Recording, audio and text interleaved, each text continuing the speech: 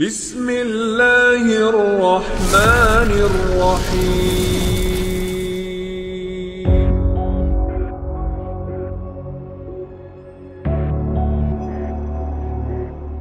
Kita tahu bahwa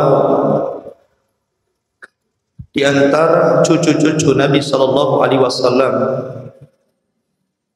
yang paling dicintai Nabi sallallahu alaihi wasallam adalah Hasan dan Husain.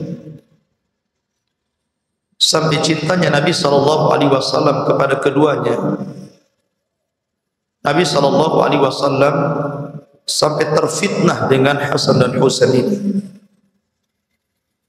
Ya, wajar, karena seluruh putra-putra Nabi sallallahu alaihi wasallam yang disayangi Nabi semuanya wafat di waktu bayi. Qasim meninggal di waktu bayi. Kemudian juga Ibrahim meninggal di waktu bayi. Kemudian Abdullah atau At-Tayyib juga meninggal di waktu bayi. Sementara di zaman itu, artinya di zaman jahiliyah, anak laki-laki itu adalah kebanggaan, khususnya bagi orang-orang jahiliyah. Bahkan sampai bencinya mereka kepada anak perempuan, terkadang di antara mereka ada yang sampai menguburkan anak perempuan mereka hidup-hidup. Sehingga Allah Subhanahu wa taala menggambarkan dalam Al-Qur'an, wa idza busyira ahadukum bil untha dhalla wajhuhu muswaddan wa huwa kadhib. Apabila dihabarkan gembira kepada mereka tentang kelahiran anak perempuan, maka muka mereka memerah, marah, karena tidak suka dengan anak perempuan. Sehingga bagi mereka anak laki-laki itu sebuah kebanggaan besar. Sementara ketika Nabi SAW dikaruniai anak laki-laki, mulai dari Qasim kemudian Abdullah, sudah meninggal di waktu bayi. Bahkan ketika Ibrahim, putra daripada Maria Qibtiyah, budak beliau, ketika itu usianya 2 tahun lebih. Anak usia 2 tahun lebih itu kan lucu-lucunya, ikhwan. Karena anak 2 tahun lebih itu sudah mulai bicara, memanggil-manggil ayahnya. Kemudian belajar berbicara.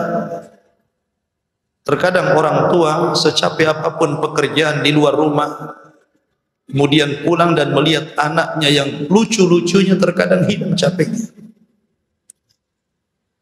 Ma'asyiral muslimin, sehingga wajar kalau ketika Nabi SAW memiliki cucu namanya Hasan dan Husain, kecintaan Rasul itu luar biasa.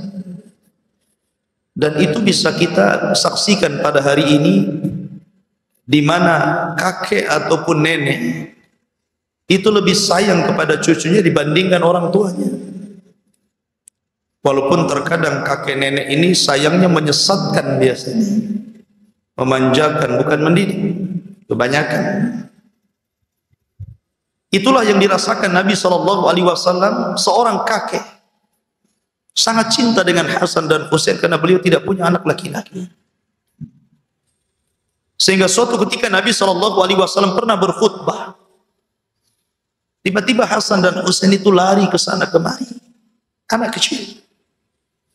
Tiba-tiba Nabi SAW turun dari mimbar, kemudian menangkap Hasan dan Husain, meletakkan satunya di kanannya dan satunya di kirinya, kemudian berjalan lagi dan naik ke atas mimbar sambil menggendong Hasan dan Husain dan sambil memeluk dan menciumnya. Sehingga Nabi SAW melanjutkan khutbahnya dan mengatakan, Sadaqallahul azim, sungguh benar firman Allah Subhanahu wa taala, innama amwalukum wa auladukum fitnah. Sesungguhnya harta kalian dan anak keturunan kalian terkadang menjadi fitnah, termasuk aku. karena sayangnya kepada Hasan dan Husain. Sampai-sampai Nabi sallallahu alaihi wasallam mengatakan kepada Hasan dan Husain di hadapan para sahabatnya, sesungguhnya Hasan dan Husain adalah sayyida syababi ahlil jannah. Hasan dan Husain kelak akan menjadi pemimpin anak-anak muda di surga. Maka Nabi sallallahu alaihi wasallam pernah meramalkan, tentu berdasarkan wahyu, mengatakan kepada Hasan, sesungguhnya di antara cucuku ini, kemudian disyaratkan kepada Hasan, kelak akan mendamaikan dua pasukan yang besar yang akan saling membunuh di antara mereka. Masyarul muslimin yang dimuliakan Allah Azza wa Jalla, karena Hasan dan Husain adalah tumbuh dari keluarga Nabi, tentu dia tumbuh menjadi orang yang taat kepada Allah Subhanahu wa taala dan ahli ibadah. Dikenal tentang ibadah, dikenal tentang wara' dan zuhudnya, bahkan keberanian dalam jihad. Itulah didikan Nabi sallallahu alaihi wasallam selaku kakeknya. Ketika khilafah kemudian dipegang oleh ayahandanya Ali bin Abi Thalib radhiyallahu anhu, ketika terbunuhnya Utsman bin Affan radhiyallahu anhu dan pengepungan orang-orang ini di rumah Utsman, Hasan dan Husain datang membawa pedang dan melindungi Utsman bin Affan. Tapi Utsman bin Affan kemudian menyuruh keduanya untuk pergi, karena ini urusan dia dengan mereka. Hasan dan Husain pun dengan menangis terpaksa meninggalkan Utsman. Akhirnya Utsman terbunuh madluman, dizalimi, dibunuh secara sadis. Ketika Utsman bin Affan radhiyallahu anhu meninggal, memang tidak ada yang layak menjadi seorang khalifah selepas Utsman dibandingkan Ali. Tidak ada manusia yang paling mulia ketika itu kecuali Ali bin Abi Thalib radhiyallahu anhu. Sehingga Ali tentu langsung menggantikan posisi Utsman bin Affan sebagai khalifah keempat. Dan urutan itu disepakati ahli sunnah wal jamaah, kecuali orang-orang Syiah yang sesat. Akan tetapi dari keluarga Muawiyah sendiri tidak setuju. Bukan tidak setuju pengangkatan Ali menjadi khalifah, tidak. Tapi tidak setuju kalau Ali ini tergesa-gesa menjadi khalifah. Harusnya Ali itu menangkap seluruh orang-orang yang terlibat dalam pembunuhan Utsman, bukan mengajak manusia berbaiat kepada dirinya. Lah orang yang paling menentang adalah Muawiyah bin Abi Sufyan yang ada di Syam. Kata Muawiyah bin Abi Sufyan, tangkap dulu para pembunuh Utsman itu, baru aku akan berbaiat kepadamu dan mengajak seluruh orang-orang Syam berbaiat kepadamu. Tapi Ali melihat maslahat yang lebih besar, karena di belakang para pembunuh Utsman ini ada kekuatan yang besar, ada kabilah-kabilah yang besar yang bisa saja terjadi perang yang lebih luas dan besar. Sehingga Ali berijtihad demi kemaslahatan kaum muslimin, baiat diriku dulu, kemudian kita kumpulkan kekuatan, baru kemudian kita tangkap para pemberontak yang telah membunuh Utsman itu. Tapi Muawiyah menolak, dia tidak mau, dia tetap berijtihad tangkap.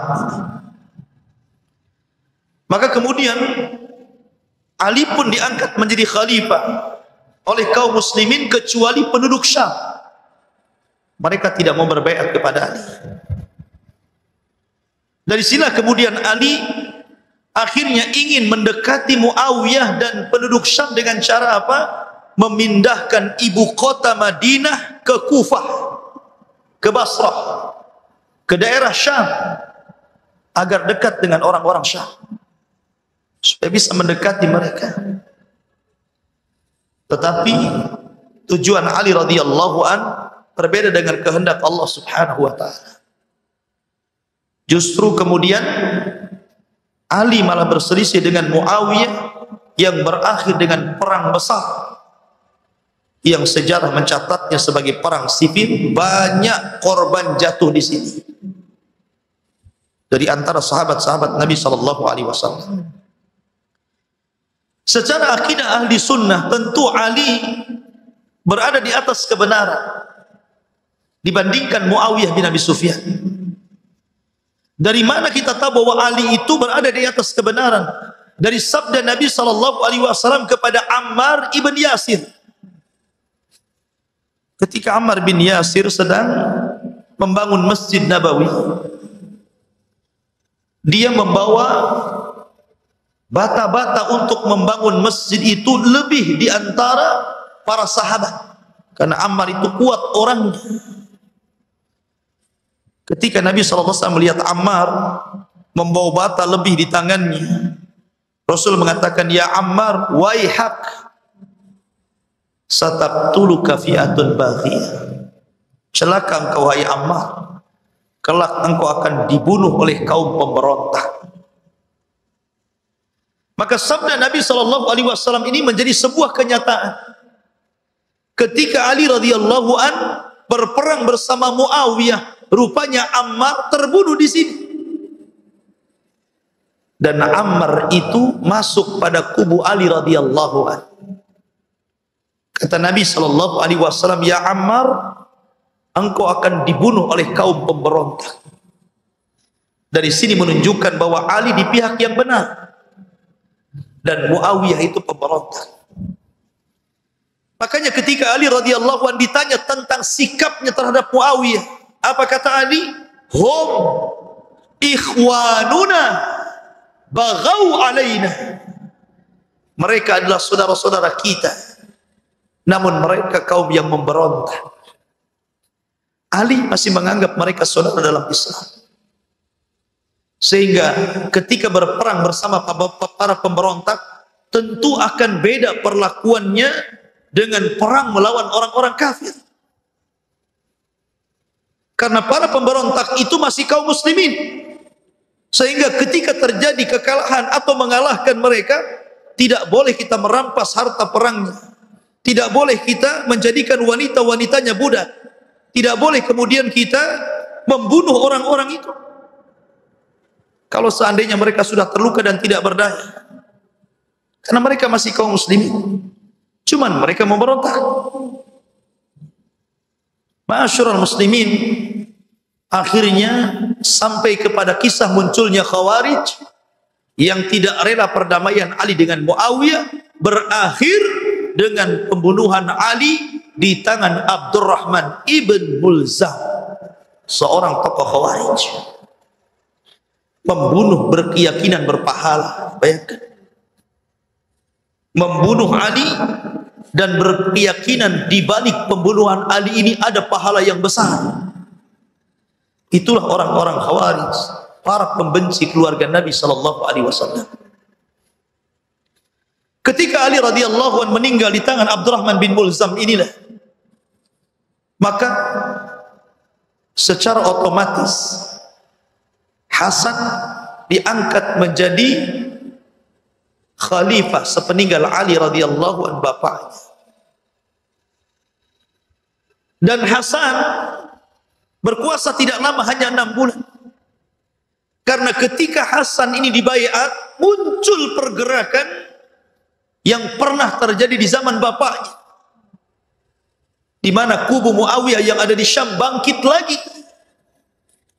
Dan orang-orang yang memiliki loyalitas tinggi kepada ayahnya Ali bin Abi Thalib, akhirnya mereka berbaiat kepada Hasan dan hampir terjadi peperangan kembali antara kubu Hasan dan kubu Muawiyah.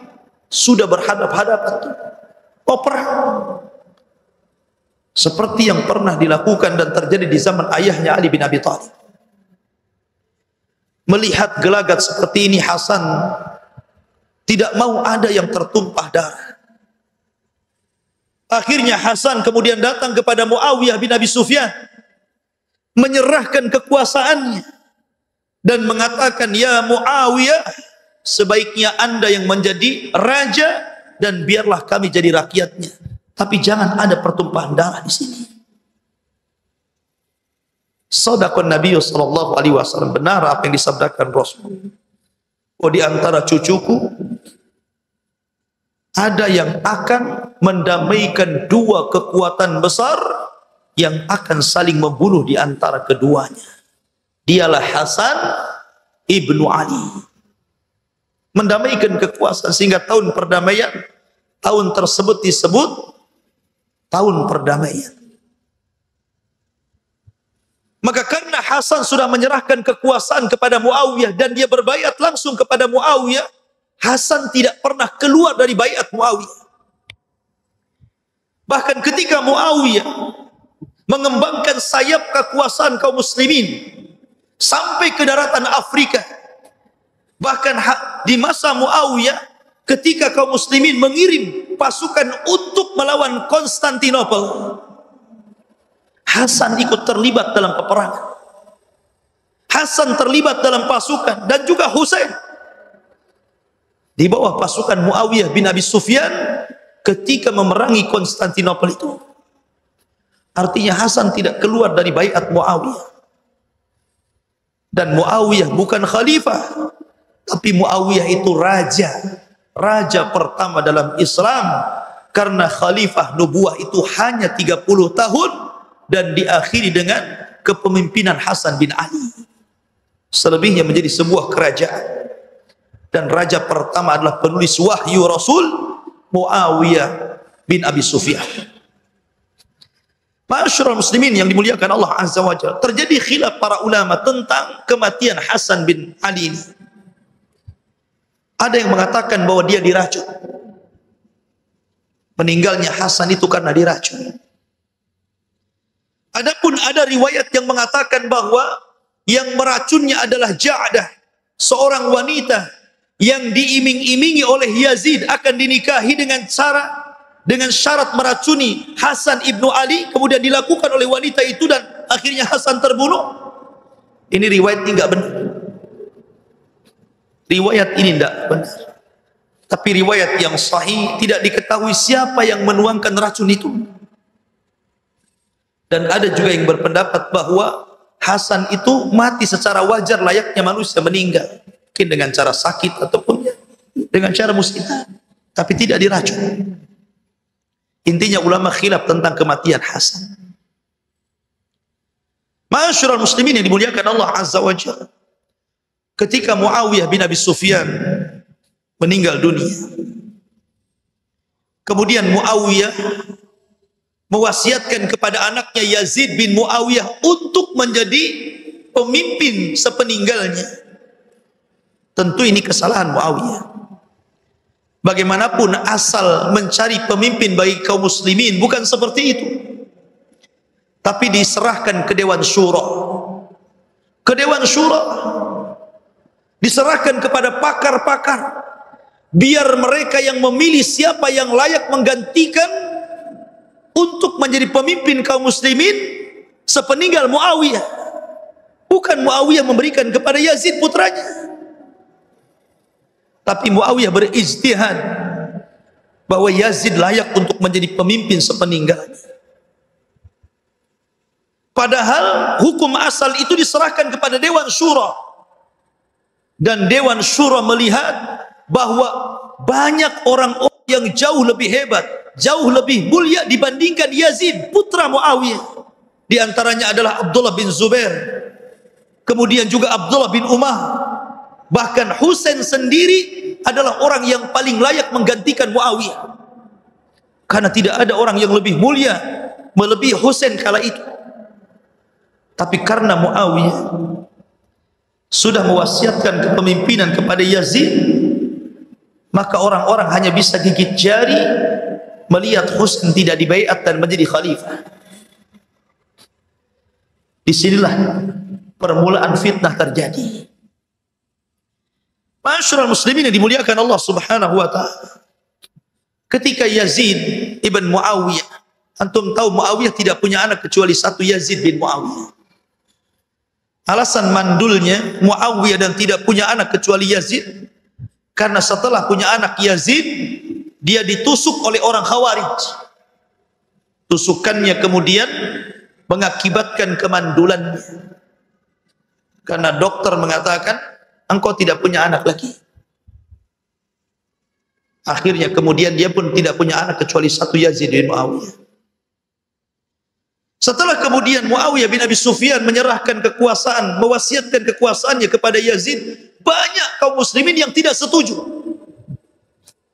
Banyak yang berontak hati mereka, kenapa Yazid? Kenapa tidak Husain saja? Termasuk hampir sebagian besar penduduk Kufah mencintai Husain dan menginginkan Husain menjadi khalifah sepeninggal Muawiyah bin Abi Sufyan. Tetapi apalah daya, Yazid sudah diangkat menjadi pemimpin sepeninggal ayah. Akhirnya kemudian penduduk Irak dan Kufah, setiap rumah mereka mengirim surat. Dilayangkan surat itu setiap hari, mereka mengirim surat dari Irak menuju Madinah. Setiap hari datang surat. Isi surat itu meminta Husain agar datang ke Kufah, karena seluruh orang Irak dan Kufah sudah membaiat Husain. Akhirnya Husain pun terpengaruh dengan surat-surat yang banyak itu. Tapi untuk memastikan bahwa orang-orang Kufah dan Irak itu jujur hati mereka, menghendaki bahwa Husain menjadi khalifah bagi mereka dan merebut kekuasaan Yazid, akhirnya Husain pun mengutus anak pamannya, namanya Muslim ibn Aqil. Diutus oleh Husain, ya Muslim, idhab ilal Kufah, berangkat ke Kufah, pastikan betul tak surat-surat itu. Berangkatlah Muslim bin Aqil ke Kufah. Subhanallah, tidak ada satu pun rumah di Kufah kecuali mereka menghendaki Husain menjadi pemimpin mereka. Artinya surat itu bukan surat bodoh, surat betulan. Karena orang-orang Kufah sangat cinta dengan Husain. Rupanya Muslim bin Aqil akhirnya karena melihat adanya kepastian di Kufah, dia pun melayangkan surat agar dihantar kepada Husain yang ada di Madinah, agar Husain segera datang menemui orang-orang Kufah dan Irak. Mereka siap membaiat dan merebut kembali tahta yang telah dikuasai Yazid bin Muawiyah. Berangkat Husain itu.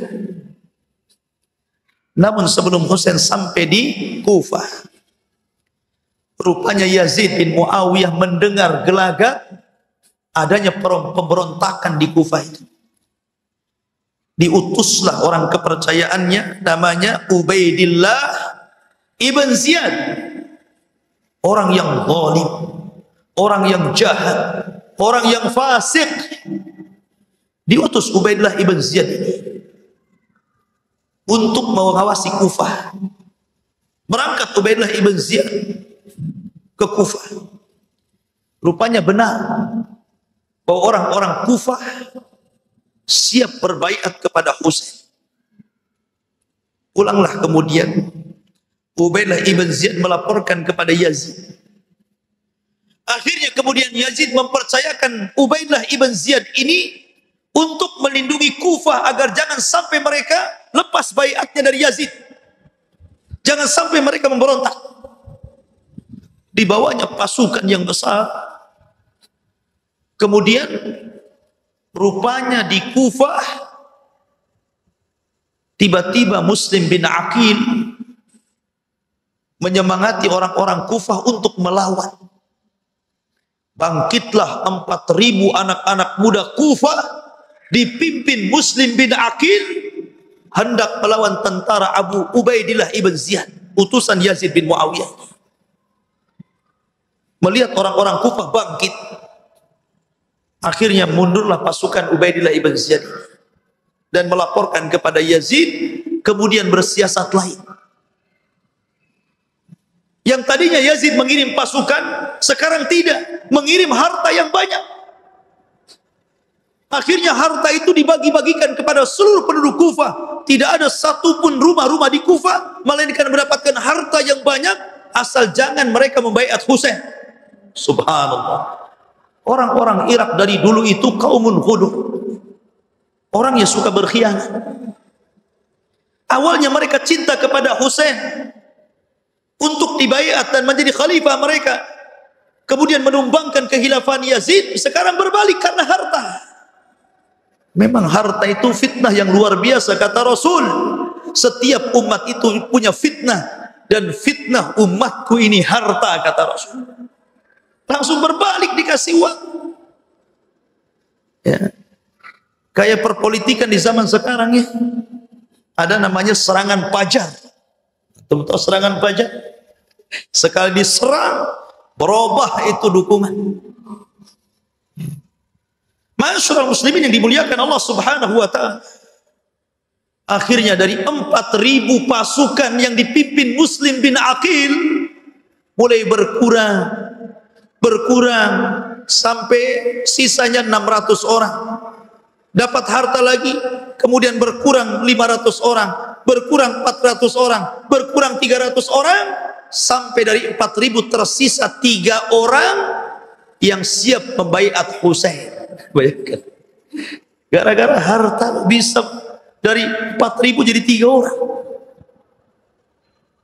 Yang anehnya yang 3 orang ini ketika sholat bersama Muslim bin Aqil, sholat maghrib, setelah salam assalamualaikum,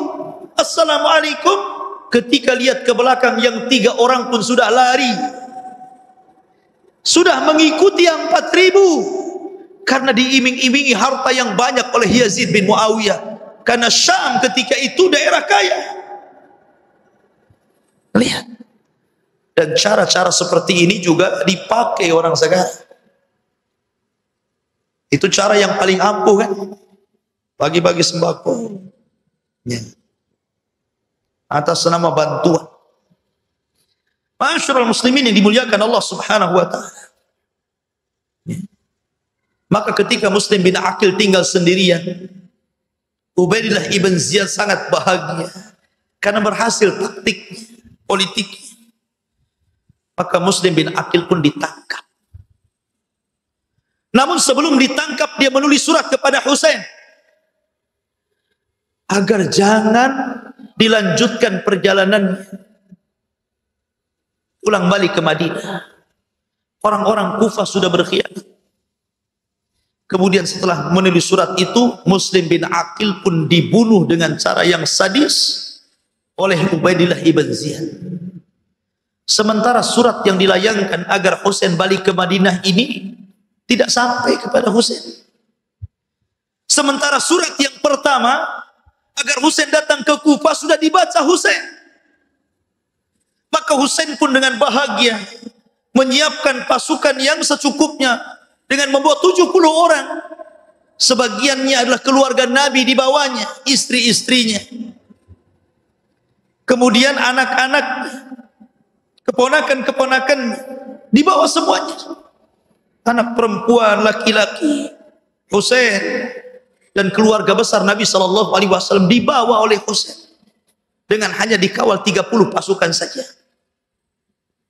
Ketika itu banyak para sahabat menasihati Husain agar jangan berangkat ke Kufah. Di antaranya adalah Abdullah bin Umar radhiyallahu anhu menasihati, jangan. Karena orang-orang Kufah itu kaumun ghudur, terkenal orang yang suka berkhianat. Jangan pergi ke sana. Tapi karena sudah terpengaruh dengan surat dari Muslim bin Aqil, dia tetap ingin berangkat. Akhirnya Ibnu Umar hanya mengatakan, astaudiukallah min khatil.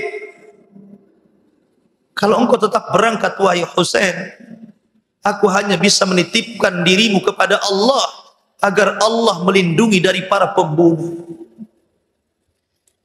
Tetapi Husain tetap berangkat. Padahal banyak para sahabat menasihati dia agar jangan berangkat.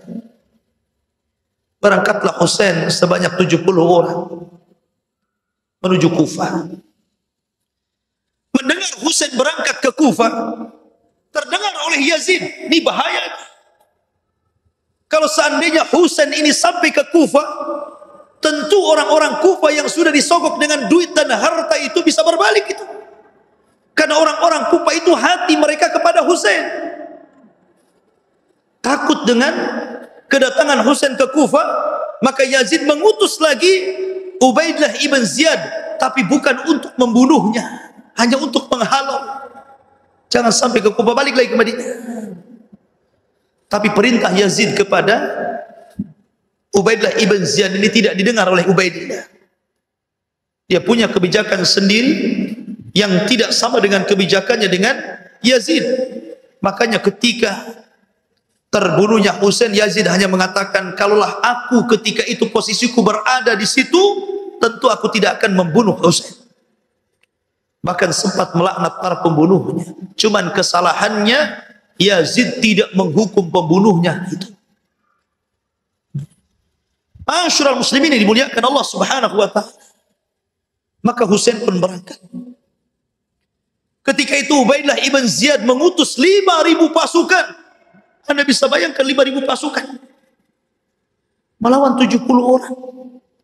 70 orang itu pun separuhnya keluarga Nabi, perempuan, anak-anak, orang-orang lemah. Hanya 30 orang saja prajurit yang mungkin bisa bertempur. Tidak imbang ikhwan, 70 lawan 5.000. Yang 5.000 ini dibagi dua. Pertama 1.000 dulu diutus, dipimpin oleh Al-Hur ibn Yazid At-Tamimi. Ketika 1.000 pasukan ini berjumpa dengan Husain yang tadinya hendak menyerang Husain, tapi Hur melihat kemuliaan keluarga Nabi tidak jadi menyerangnya. Justru mengatakan kepada Husain untuk kembali ke Madinah. Balik lagi kamu, jangan ke Kufah. Berusaha melindungi. Minimalnya jauhi Kufah, kalaupun tidak pulang ke Madinah. Akhirnya Husain pun berusaha untuk menjauh Kufah. Allah takdirkan yang 4.000 pasukan itu tiba-tiba datang. Dipimpin langsung oleh Ubaidillah ibn Ziyad. Ma'asyiral muslimin, maka di hadapan Husain ada 5.000 pasukan. Akhirnya kemudian Husain melihat gelagat yang tidak baik. Dia hanya bicara kepada mereka dengan 3 permintaan saja. Pertama, biarkan aku pulang ke Madinah. Atau aku ingin tinggal di Thugur, di perbatasan, biar aku meninggal di situ. Atau biar aku datang ke Khalifah Yazid dan akan berunding. Tapi Ubaidillah ibn Ziyad mengatakan tidak. Di tempat ini keputusanlah keputusanku, bukan keputusan orang lain. Maka Yazid berusaha untuk membujuk Husain tunduk kepada Yazid, untuk membaiat Yazid, karena tahu Husain tidak mau membaiat Yazid. Tapi Husain menolaknya. Dari sinilah karena Husain menolak, dipaksa untuk berbaiat. Tiba-tiba seseorang yang namanya Syamr ibn Di Jawsan, seorang fasyik, orang yang jelek, tiba-tiba dia menyerang pasukan Husain. Padahal ketika itu Husain meminta 1 malam untuk memikirkan apa yang dikehendaki oleh Ubaidah agar berbaiat kepada Yazid. Di malam tanggal 9 Muharram itu, seluruh keluarga Nabi SAW berada di tenda dikepung oleh pasukan. Husain hanya bisa tawakal kepada Allah Azza wa Jalla. Dia pun menghabiskan semua malamnya untuk tahajud. Dan seluruh keluarga Nabi yang ada di tenda pun menghabiskan malam-malamnya untuk tahajud dan berdoa kepada Allah Subhanahu wa taala. Tepat pada tanggal 10 Muharram, tiba-tiba mereka diserbu. Tidak ada satupun jiwa kecuali mati. Dan semuanya keluarga Nabi SAW. Di antara keluarga Nabi SAW yang meninggal itu disebutkan nama-namanya. Di antaranya adalah anak-anak Ali bin Abi Thalib radhiyallahu anhu. Abu Bakar bin Ali meninggal di situ. Muhammad ibn Ali meninggal di situ. Utsman ibn Ali meninggal di situ. Ja'far ibn Ali meninggal di situ. Al-Abbas ibn Ali meninggal juga di situ. Kemudian anak-anak Husain, Abu Bakar bin Husain meninggal di situ. Umar bin Husain meninggal di situ. Utsman bin Husain meninggal di situ. Ali Akbar bin Husain meninggal di situ. Abdullah bin Husain meninggal juga di situ. Termasuk anak-anaknya Hasan. Abu Bakar bin Hasan meninggal di situ. Umar bin Hasan meninggal di situ. Abdullah bin Hasan meninggal di situ. Qasim ibn Hasan meninggal di situ. Kemudian anak-anak daripada Uqail, Ja'far bin Uqail meninggal di situ. Kemudian Abdullah ibn Uqail, Abdurrahman ibn Uqail, Abdullah ibn Muslim ibn Uqail, semua keluarga Uqail meninggal di situ. Keluarga Uqail, keluarga Nabi. Termasuk anak-anak Abdullah bin Ja'far, Aun dan Muhammad. Dan juga termasuk anak paman daripada Husain, Muslim bin Aqil yang lebih dahulu dibunuh oleh Ubaidillah ibn Ziyad. Berapa itu keluarga Nabi meninggal di situ? Istri-istri dan anak-anak keluarga Nabi semua meninggal di Karbala. Ketika Husain bin Ali sampai di negeri itu, bertanya kepada orang, ini negeri apa namanya? Maka orang-orang mengatakan Karbala ya Husain. Maka orang-orang mengatakan, maka di sini akan terjadi karbun wabala. Karbun wabala disingkat menjadi Karbala. Di tempat inilah Husain dibantai. Keluarga Nabi dibantai.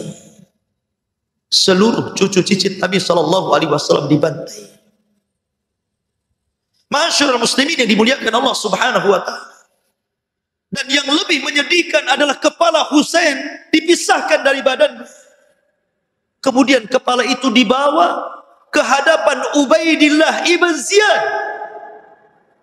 Ketika itu Ubaidillah ibn Ziyad sedang membawa tongkat. Kemudian dihinakan kepala itu dengan dipukul-pukul dengan tongkatnya. Subhanallah. Cucu Nabi SAW, pemimpin para pemuda di sorga, dihinakan oleh Ubaidillah ibn Ziyad. Sampai dipukul-pukul dengan tongkatnya. Sampai Anas bin Malik yang ketika itu sudah tua renta melaknat Ubaidillah karena telah menghinakan kepala Husain, orang yang merupakan kekasih kita kaum muslimin, keluarga Nabi SAW, cucu tercinta Nabi SAW.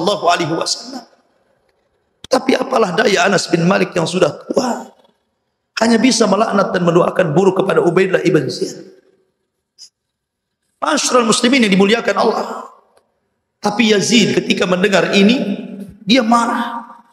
Kenapa aku tidak menyuruh membunuh? Kenapa dibunuh? Bahkan kenapa sampai dihinakan? Sehingga dia mengatakan, kalau aku berada di posisi dia, aku tidak akan bunuh dia. Kemudian Yazid mulai melaknat orang yang membunuhnya. Masyarul muslimin yang dimuliakan Allah Subhanahu wa ta'ala. Maka peristiwa ini dalam sejarah disebut dengan peristiwa Karbala, karbun wabala. Sebuah tragedi yang sangat menyedihkan. Semua keluarga Nabi dibantai di tempat ini. Masyarul muslimin yang dimuliakan Allah Subhanahu wa ta'ala. Inilah kilas singkat kisah terbunuhnya Husain ibn Ali radhiyallahu anhu. Sehingga hari ini kita kenal ada orang-orang yang merayakan terbunuhnya Husain dengan cara berkabung.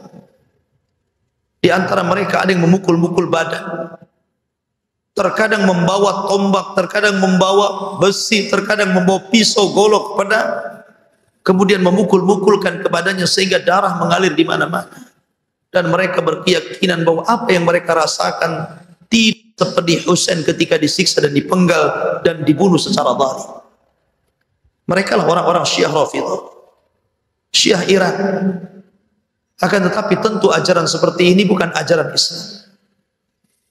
Karena Nabi SAW menggolongkan ajaran ini adalah ajaran jahiliyah.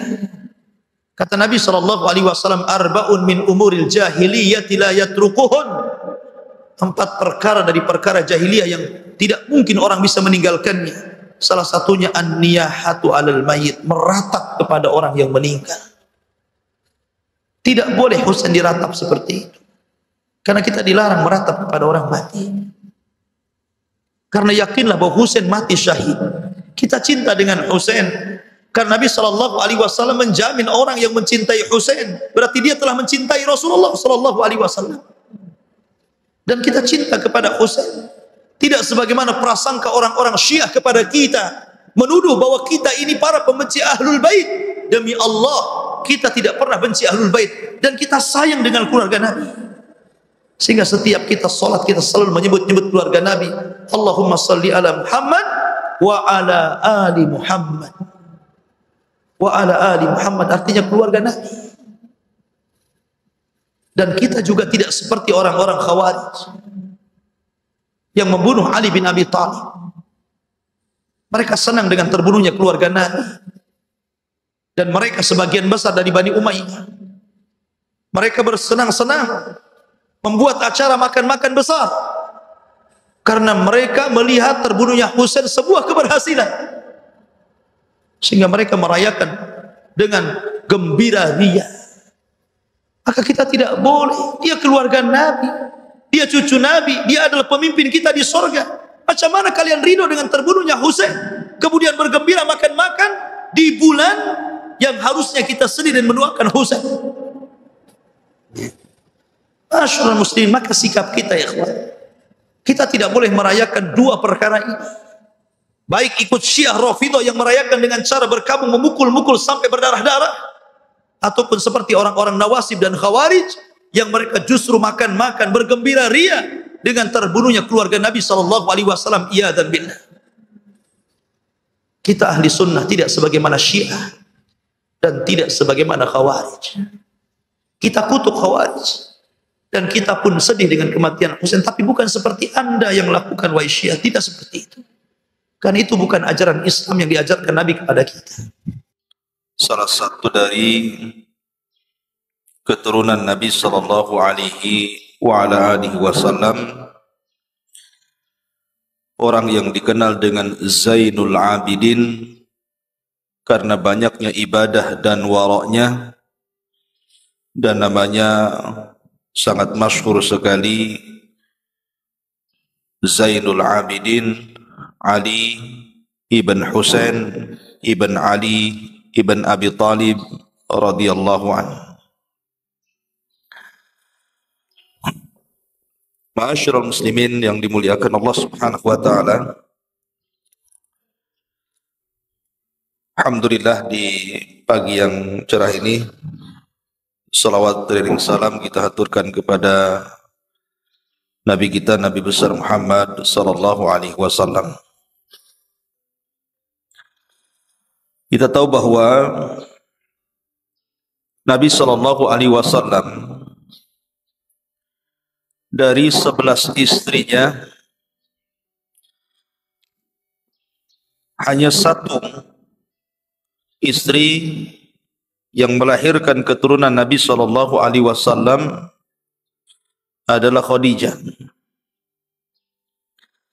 Dari Khadijah inilah lahir 3 anak laki-laki, 2 anak laki-laki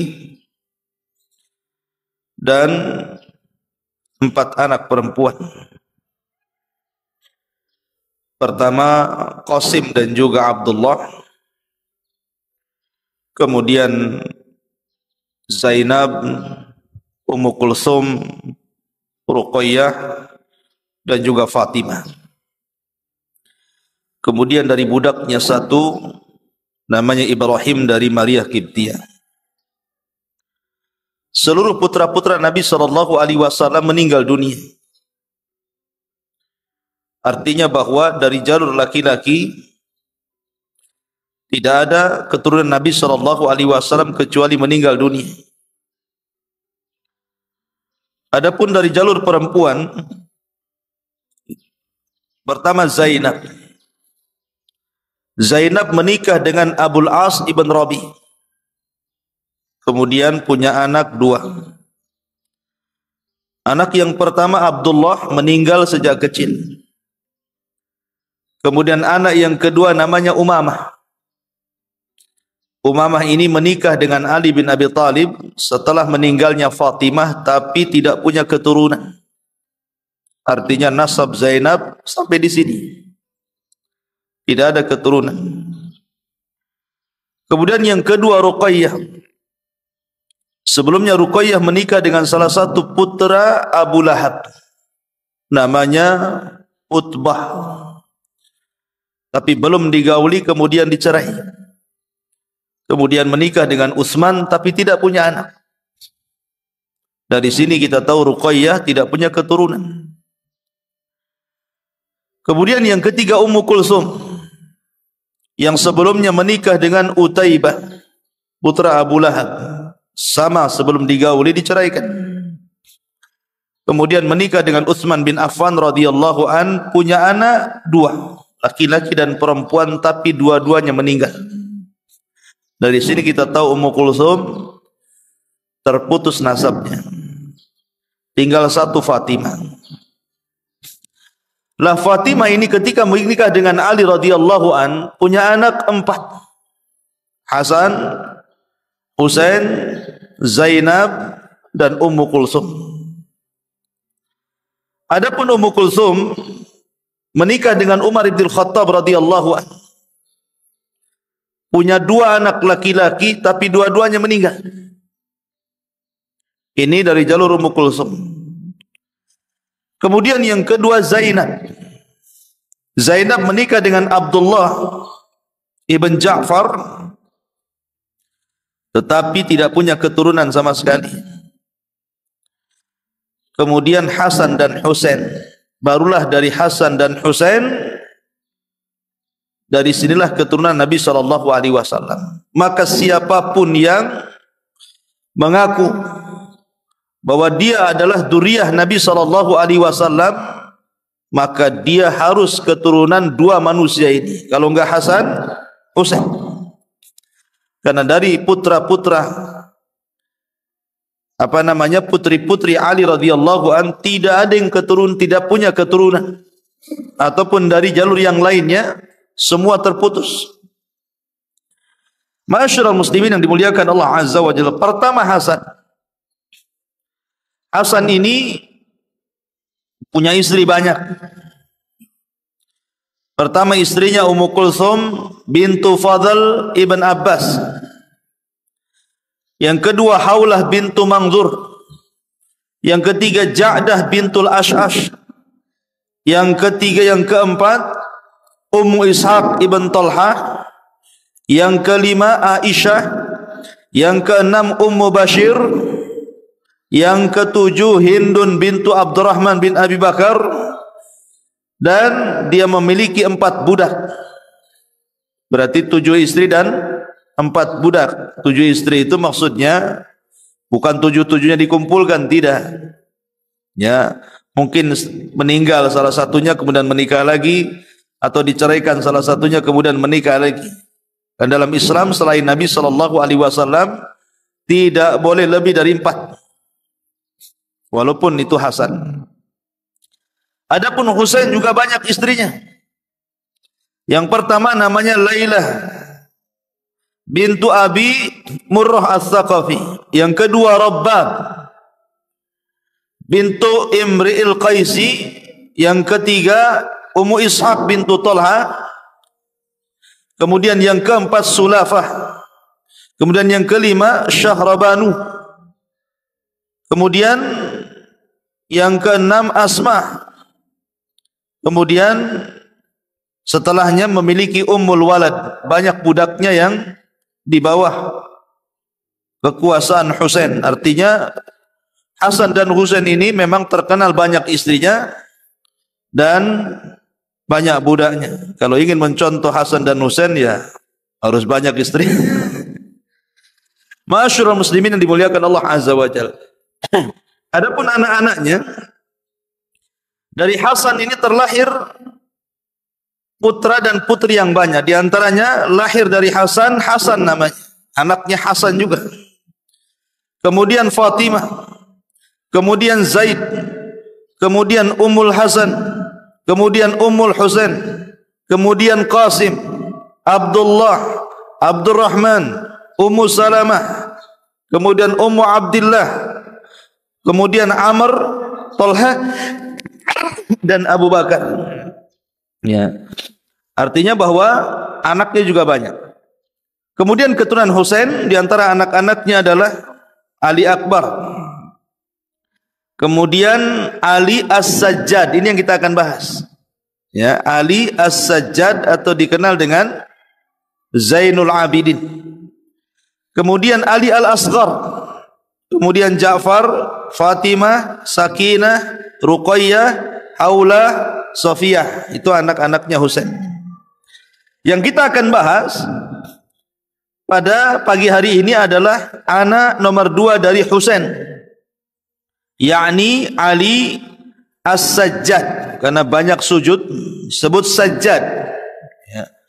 Atau dikenal dengan Zainul Abidin. Kenapa disebut Zainul Abidin? Karena banyaknya ibadah dan waraknya sampai kunyahnya Zainul Abidin. Namanya Ali ibn Husain ibn Ali ibn Abi Talib radhiyallahu anhu. Ingat, semua anak-anak Husain meninggal. Tidak ada yang selamat dalam perang Karbala. Tidak ada satupun putra-putra Husain selamat dalam Karbala.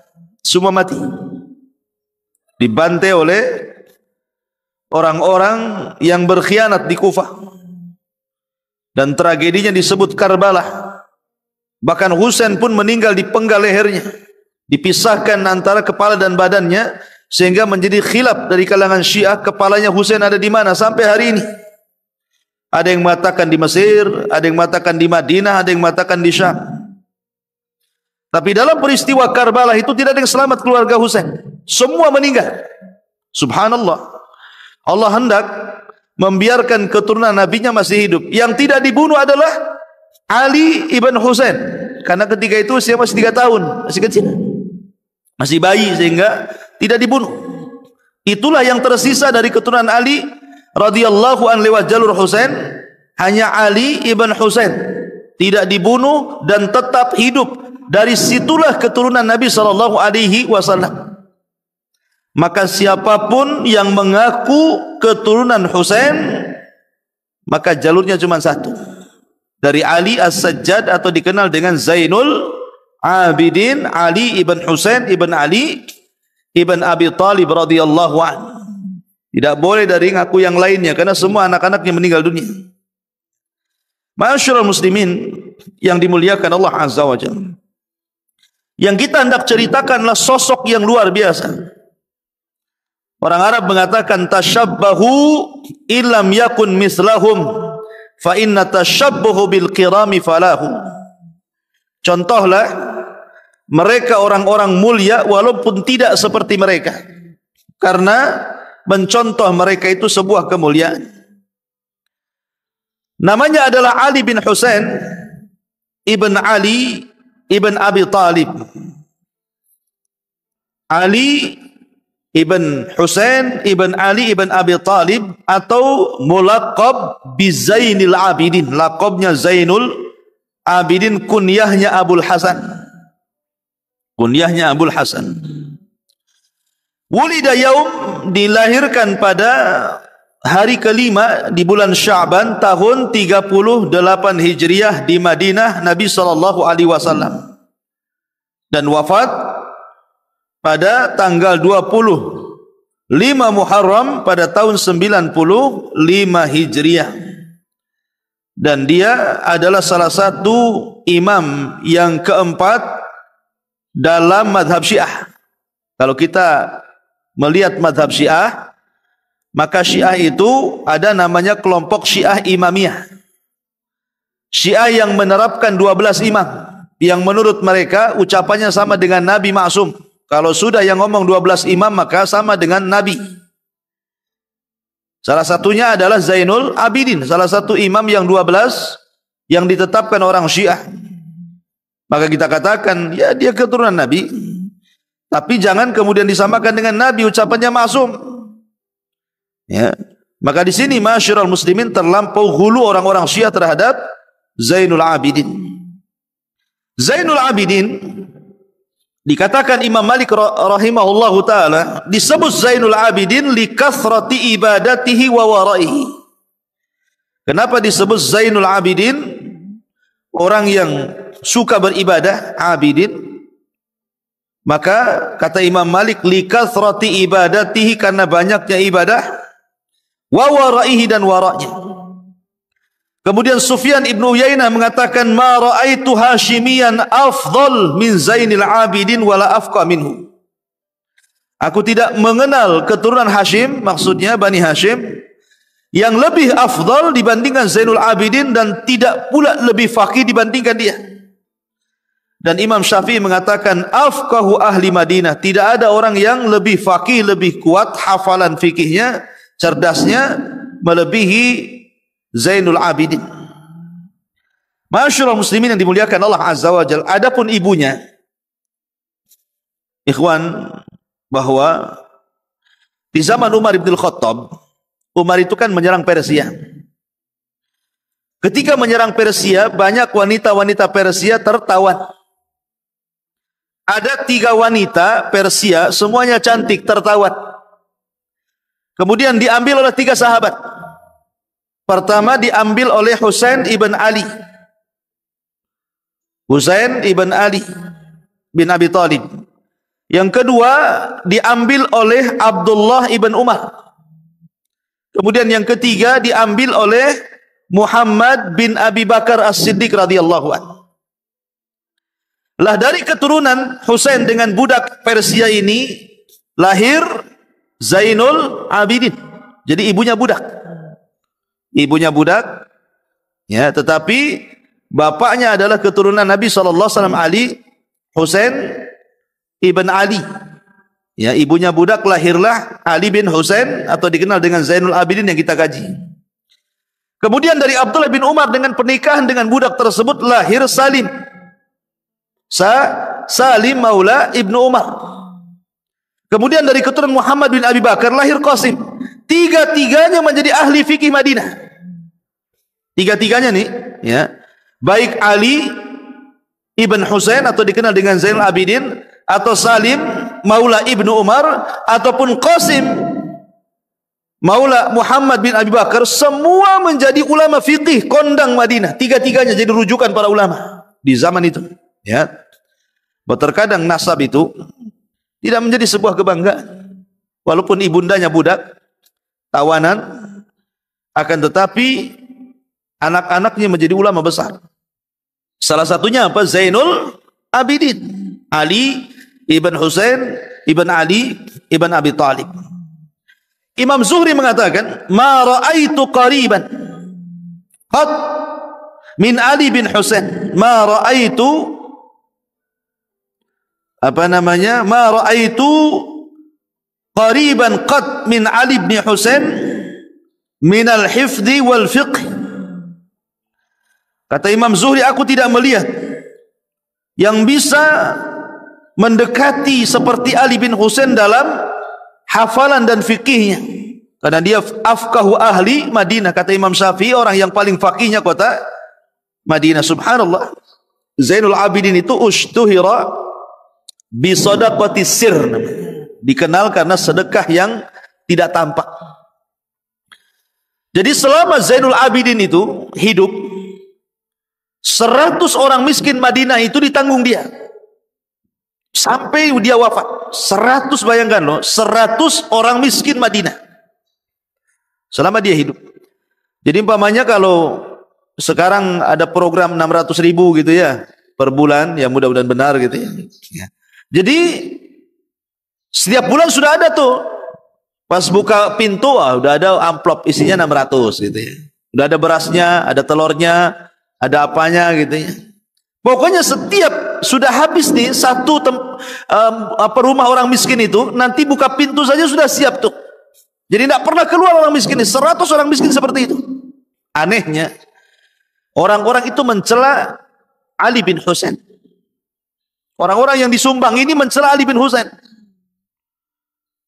dan mengatakan bahwa Ali bin Husain itu bakhil, orang kaya tapi bakhil katanya.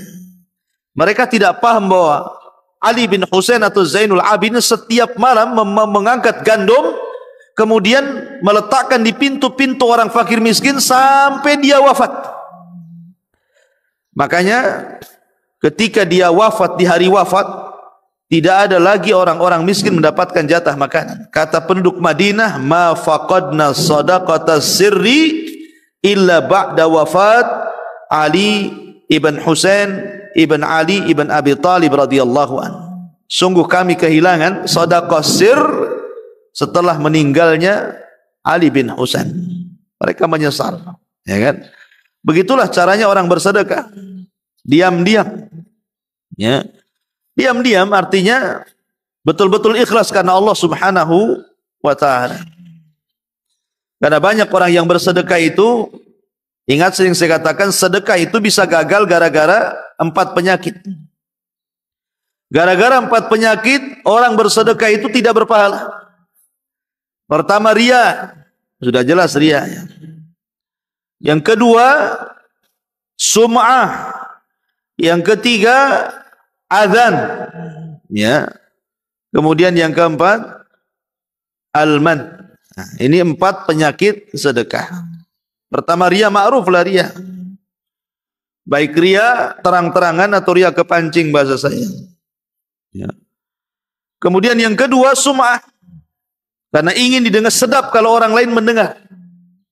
Sedap kalau orang lain mendengar. Seperti orang yang bersedekah nih, kemudian diceritakan, saya sudah sedekah sama Jabal Uhud sekian. Kemudian orang ini mengatakan, jangan kasih tahu saya yang sedekah ya. Kemudian ada orang dengar bahwa anda ini bersedekah, diceritakan kepada anda kemarin habis dari Jabal Uhud. Oh, rupanya antum sedekah ke sana ya. Nah, terus kenapa? Iya, Ustaz Soleh cerita. Ah, terus ada Bu Merah cerita enggak? Oh iya, cerita. Jadi dikejar pertanyaannya dan merasa sedap kalau seandainya mendengar amalannya itu diucapkan orang, itu namanya sum'ah. Kemudian azan karena menyakiti orang yang disedekahi, dia sedekah malah kemudian nyakiti. Diambil lagi sedekahnya. Ataupun dia mengungkit-ungkit. Nah, itu 4 penyakit sedekah. Lah, Zainul Abidin ini mencontohkan kepada kita tentang sedekahus sir. Bagaimana sedekah yang diam-diam itu. Kemudian juga suatu ketika Sa'id bin Musayyib ini yang menikah dengan salah satu putri Abu Hurairah dan dia adalah pemimpin para tabi'in. Sa'id bin Musayyib menikahi salah satu putri Abu Hurairah. Sa'id bin Musayyib ini seorang faqih. Walaupun dia kibaru tabi'in gitu ya. Ada orang yang datang bertanya soal orang yang paling wara di Madinah. Orang ini mengatakan, ya Sa'id ma ra'aitu awra min fulan bin fulan. Demi Allah aku tidak melihat orang yang paling wara melebihi fulan dan fulan. Kata Sa'id bin Musayyib, kamu sudah pernah melihat Ali bin Husain, Zainul Abidin? Dia mengatakan tidak. Katanya Sa'id, demi Allah kalau kau melihatnya, pasti kau akan mengatakan tidak ada manusia yang lebih wara daripada dia. Itu pengakuan Sa'id bin Musayyib. Bahkan seumur hidupnya Ali bin Husain ini pernah membagi hartanya 2 kali. Jadi mamanya dia punya harta 4 rumah gitu ya. Maka 2 rumah ini disumbangkan di jalan Allah, separuhnya. Jadi seumur hidup 2 kali dia pernah menyumbangkan separuh hartanya di jalan Allah Subhanahu wa taala. Ini luar biasa.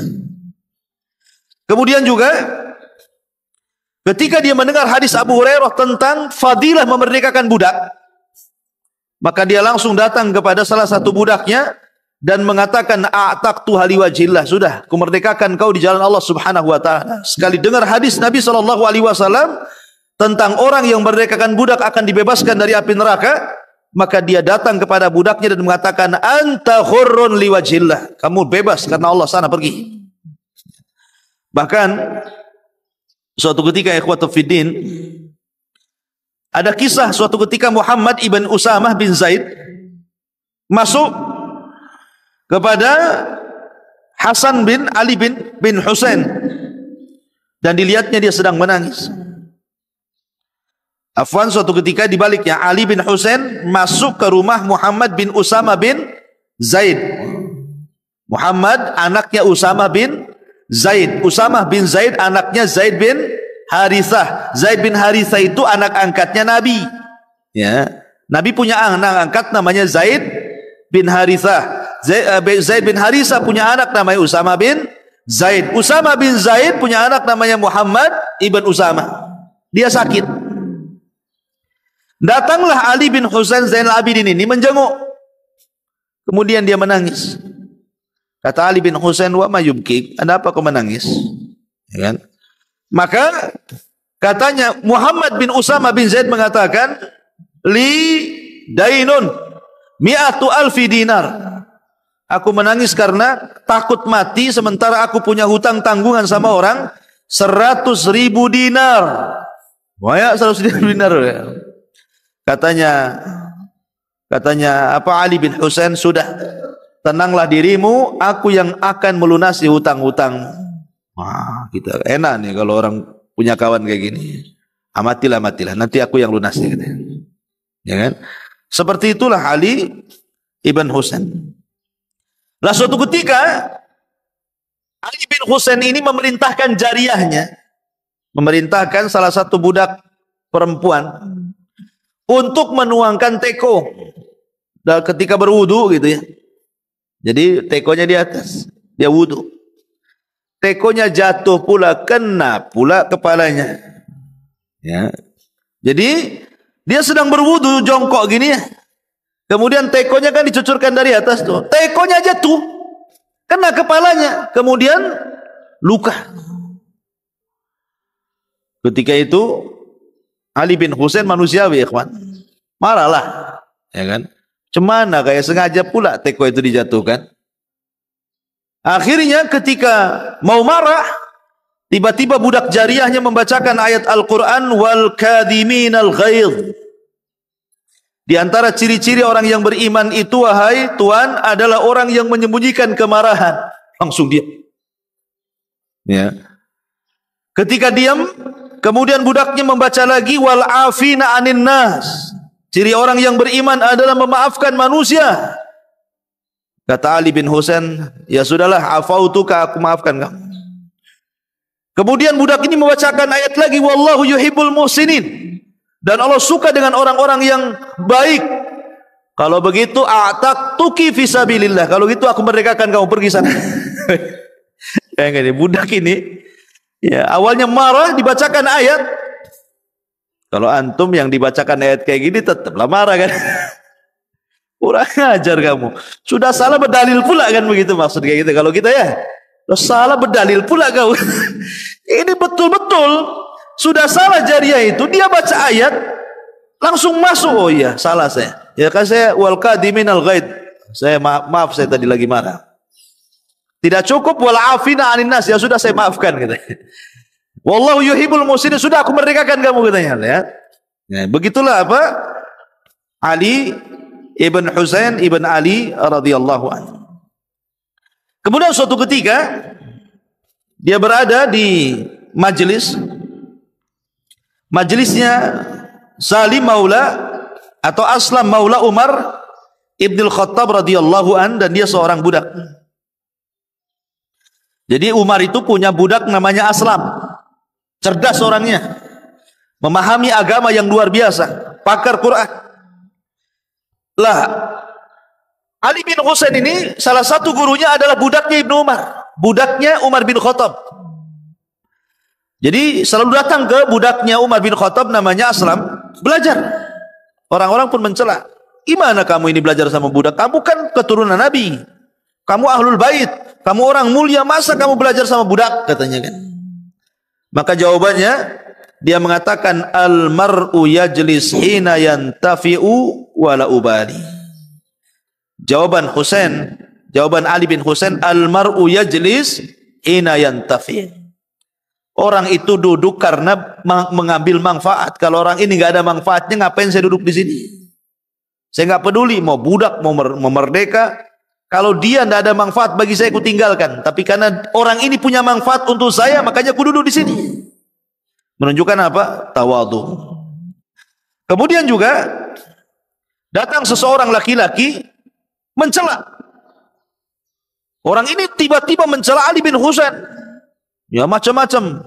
Kurang ajar, goblok atau apalah istilah kita, dicela-cela gitu ya. Ketika itu orang yang bersama Husain, Ali bin Husain ini marah dan mengatakan, "Da'li adrib unuqah." Wahai Tuhan, biarkan kami yang penggal lehernya. Kurang ajar kali. Masa dia mencela kamu katanya. Tetapi Ali bin Husain mengatakan, jangan. Biarkan dia mencela saya sampai selesai dicelanya dia. Setelah selesai mencela, kemudian Ali bin Husain bangkit dan mengatakan, "Ma satrullahi min amrina akthar min satrikum." Sesungguhnya yang Allah tutupi dari aibku itu tidak lebih banyak daripada yang Allah tutup Ma satrullahi min amrina akthar. Apa yang Allah tutup dari perkara kami, dari aib kami itu jauh lebih banyak daripada apa yang Allah tutup bagi engkau. Ya memang pantas ya dicela. Karena kalau kamu tahu hakikat saya, mungkin celahannya tidak sampai di situ. Tentu kamu akan mencela terus karena jeleknya saya. Tapi Allah masih menutup aib saya. Akhirnya orang itu malu. Kemudian mengatakan, "Asyhadu annaka min auladil mursalin." Aku bersaksi bahwa engkau adalah keturunan para nabi. Kemudian suatu ketika juga dijelaskan. Jadi suatu ketika anak pamannya, berarti pamannya siapa? Husain. Nah, salah satu anak pamannya adalah Hasan bin Ali. Gitu ya. Suatu ketika Hasan bin Ali ini anak pamannya datang kepada Ali bin Husain sama-sama ponakan, tiba-tiba bicara dengan pembicaraan yang kasar. Kalamul ghalid, kasar ngomongnya. Dan Ali bin Husain diam saja. Dimaki-maki diam saja dia. Sampai akhirnya ketika Hasan bin Ali ini sudah diam, sudah capek ngomong, maka Husain pun kemudian tidak jawab. Karena tidak ada jawaban dari Husain, ngomong lagi si Hasan bin Ali ini, dimakinya lagi Ali bin Husain ini, tapi tetap Ali bin Husain ini diam sampai akhirnya setelah selesai Ali bin Hasan mengatakan, "Sudah selesai bicaramu?" "Ah, sudah. Kalau gitu assalamualaikum." Pergi dia. Jadi hanya mendengarkan ucapan dia saja. Ah, begitulah coba. Sabarnya orang itu. Antum mau dimaki gitu ya kan? Kayak tangkap polisi gitu. Dimarahi diam saja kan. Ah. Itu hebat tuh akhlak namanya. Tapi kita kan kalau dimarahi bangkit emosi kita. Kalau enggak ambil pisau ditusuk dia kan gitu. Ya. Tapi Ali bin Husain ini sabar. Pulang dia. Ketika memang saat waktu yang pas, sudah tidak ada lagi permusuhan, sudah sama-sama tenang, baru Ali bin Husain datang kepada Hasan bin Ali. Kemudian mengatakan, "Ya bena ammi, in kunta sadiqan fima qultahu anni faghfarallahu li. Wa in kunta kadziban fima qultahu anni faghfarallahu lak." Katanya Ali bin Husain, "Wahai anak pamanku, kalau yang kau katakan tentang diriku sebuah kebenaran, maka semoga Allah mengampuni diriku. Tapi kalau yang kau ucapkan tentang diriku sebuah kedustaan, semoga Allah mengampunimu. Assalamualaikum." Langsung pergi. Jadi gitu. Jadi nggak dibalas gitu ya. Malah didoakan gitu. Ya. Jadi kalimatnya singkat tapi isinya doa. Itulah akhlak daripada Ali bin Husain. Bahkan Tawus menceritakan, aku ketika tawaf, kata Tawus, aku mendengar ada orang menangis di Hijr Ismail. Kemudian aku lihat rupanya Ali bin Husain Zainul Abidin sedang menangis, kemudian merendahkan dan berdoa, "Ana abiduk, ana miskinuk, ana sailuk, ana fakiruk." Itu yang saya dengar. Saya hamba sahayamu ya Allah, saya miskinmu ya Allah, saya orang yang meminta kepadamu ya Allah, saya orang yang fakir kepadamu ya Allah. Betul-betul dia merendah di hadapan Allah. Katanya, apa tahu sungguh aku mendengar kalimat itu dari Ali bin Husain, maka aku terapkan dalam doaku. Dan tidaklah aku berdoa dalam posisi sulit, melainkan Allah lapangkan semuanya.